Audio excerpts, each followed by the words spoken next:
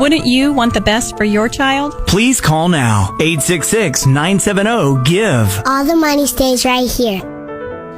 It is the Y107 Morning Show. It's Cosmo and Lauren. We are here, our 16th annual Missouri Credit Union Miracles for Kids Radiothon, 866-970-GIVE. We're not going to scream and yell, but we do want you to turn your radio up a little bit. If you're running around the house, you got it on the smart speaker, whatever you got, we got something really important to share, so we want you to turn your radio up just a little bit louder than you might normally do. And it's good news. And it's very good news. I know a lot of times when people think Radiothon, they think, oh, I'm going to cry. And you might, but right now we have a guest that might make you cry the opposite way. Tears of joy. Yeah. And celebration and the miracles that we talk about on this. It's a reason why we call it Miracles for Kids, because we have a kid and a miracle, and they're going to combine together right now.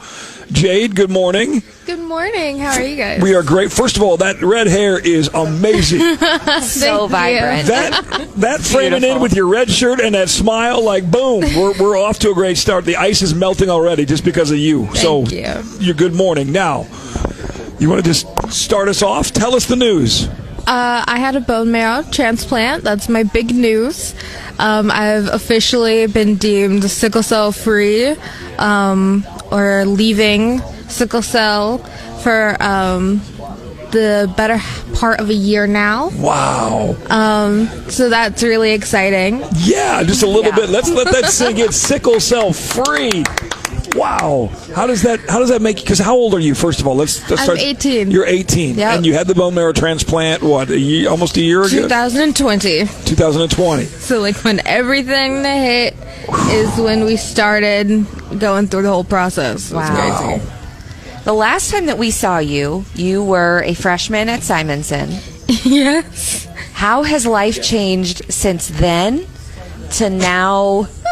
Sickle cell free and a junior? I'm a senior in high A senior? Wow. Wow, it's been longer than I thought. Yeah, I'm going to college, so that's fun. Where are you going to go? Lincoln University. That's Very where cool. I went. There we go. You're going to have to change the red to blue for Blue Tigers now. I know. But no, seriously, going through, did I hear something about a bus, a school bus or something? Yes. You guys were in a bus? Yes. So I had to go through and get my bone marrow transplant at St. Louis, so we could get this whole thing started. And they only have so many spots at the Ronald McDonald House, and they only have, you can only live like 15 minutes from the premises. And we live in Jefferson City. So we either had to get an apartment there, which was going to be ridiculously expensive for as long as we needed it, and we could stay at the Ronald McDonald House. So we, luckily for us, my parents are very, very, what's the word? Your mom's looking at her like, what is she going to say? What's she going to say? Resourceful. I was not going to say cheap. I was not going to say cheap. I wasn't going to say resourceful either. I was going to say my parents are very crafty. Creative. Crafty. So beforehand, we already had a short bus, so we had renovated. Yeah, we just bought it actually and just put a bed in it. Yeah, like it was just like, it was bare bones. The seats were taken out and a bed was put in. So like you'd see at a Tiger Tailgate bus kind of Pretty thing. much. Except you turned it for camping. So you turned that in, basically a school bus camper into your new home to get you through the bone marrow transplant. They were like, oh, we have 2 months and we got to get this thing up and running. Wow. We had 2 months and then COVID hit. Here, let me. Oh, yeah. So I want to stress the fact that the community stepped in, right? So we had this bus, but it was bare bones, but it wasn't good enough to live in. Yeah. So for just out of just giggles and grins, I went on Facebook and said, hey, we're going to have this bone marrow transplant. Anybody want to help? That's fine. That's great. I went to sleep. I woke up and people were donating, right? Which is why we're here today, so people can donate to the hospital. Within a matter of, say, 6 to 8 months, they had completely renovated the bus. It was basically a utility studio apartment with microwave and shower, and someone had donated even the mechanics on the bus had been changed from a school bus to an RV. I mean, RV shocks. I mean, all of these things were donated. Holy wow. Oh, and the heater. Oh, the diesel heater, right? So by we were 1 month from starting. We got the bus already, ready to go to the bone marrow. We're 3 days away, all packed, and the doctors call and they say, stay home. Oh, no. And we were kind of shocked, and they said there's this thing called COVID, and they've suspended all procedures. Yeah. Right. This is 3 days before we were supposed to leave for this life-changing experience. But it actually gave us about another 4 or 5 months to, sleep on the daggone bus and make sure that it was, you could do it. We tweaked a few things, and then they called us back and said, okay, we're ready for you. And here's the really interesting part. When we first told the doctors that, okay, we're going to have to live on a school bus, they were not too sure that they wanted us to do that. But after COVID hit, they were like, this bus is perfect. Yeah, talk about isolation and distance. Like, that's perfect. Right. So we're in the hospital parking lot, and that's where we lived for 170 days on a short bus. And this was there's how many 21 foot. This is two of you guys. Yeah, just myself and a teenager locked on a school bus for 170 days. What could possibly go wrong? Y'all should have been on a reality show. She was really good. Sounds challenging. It is. Oh, what a story. Yeah, but just just rolls back to the university system here, because none of this would have happened if we hadn't had the doctors here at the University Children's Hospital take such good care of her. Like, the history of us with the hospital is like the history of us and family, right? Like, from the day this child was born, she was a patient with this hospital here. And so we have gone through strokes. We have gone through seizures. We have gone through crises. And a sickle cell crisis is basically when your blood changes shapes and it gets hard like wood and sharp like needles. And it goes through your veins and basically starts to destroy parts of your body. Well, what led us to her bone marrow was this hospital recognizing that she wasn't going to make it if we didn't do a bone marrow transplant. Like, they don't give those away for everybody. You have to actually not only need it but qualify for it. So in the process of this hospital saying, no, we have to do something different, they were able to reach out to St. Louis and say, we've got a kid who needs this procedure. And in the process of us qualifying for the procedure, they found that she had a heart issue. So we had to have heart surgery. Wow.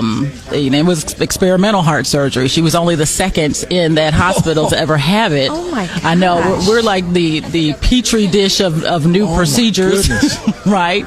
But here's my thinking. Your people ask, why are we here? Why are you placed on this planet? It's really a simple answer. You're placed on this planet to do better and make it a better place than it was when you got here, right?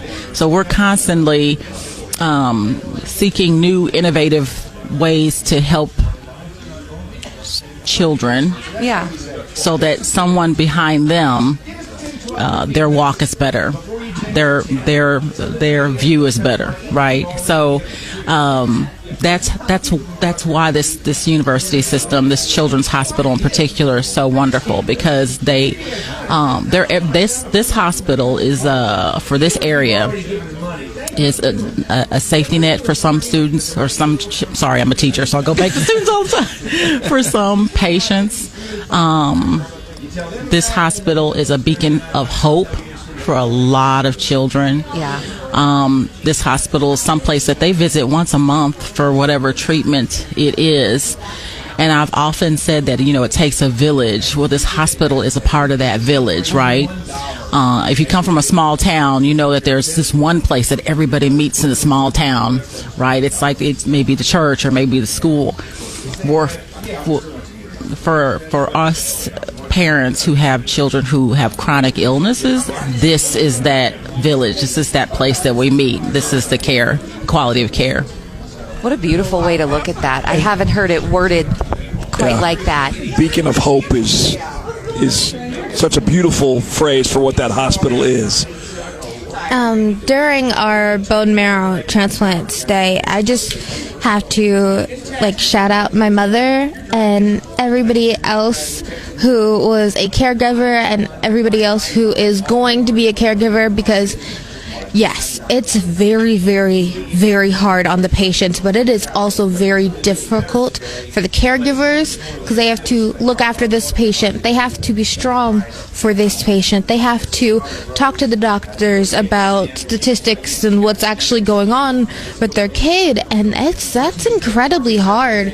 And also making sure that, you're looking out for your kid's best interest, but also having to understand that sometimes your kid doesn't understand what's in their best interest. And it just takes a lot of work. I don't understand. If I ever saw my mother in the condition that I was in, I don't know if I would have nearly been as strong as her. And there is a short period of time where you are on heavy, heavy steroids. And when people are on steroids, they get so mean. She made me cry. And I don't even remember it. I remember about half of my journey actually in the bone marrow. Yeah. So I don't remember about half of it. But we knew that this was going to happen, or at least I knew. I didn't know she'd researched the mean part. Yeah. Okay, so we both knew that this was going to happen. I just don't think we realized to the extent. Yeah. I didn't remember. I only found out when she told me afterwards. I was like, I'm so sorry. She was like, I know. But, well, first of all, you guys are both amazing. I think you need to just take over the Radiothon. I don't know what y'all have planned the rest of the day, but I think you guys could do a heck of a better job. Neither one of you needs to go to school today. I'm going to sleep after this. Okay, Excellent. Go back to bed is a good choice. I'm going to sleep after this. Jade, if you would, first of all, let's repeat the big news here. Number one, thanks to that transplant and this hospital and St. Louis as well, you are sickle cell free. Right? So huge. So cool. Give us that phone number up there, Jade, and let's get people to call. Oh, sorry. Or, you can read this one, too. The phone number is 1-866-970-4483. There you go. One more time. All right. Call right now and give. Tony, Jade, thank you guys so much. I love it. This beacon of hope, that is that children's hospital right here. Help make miracles like Jade happen today. Right now. Call and give.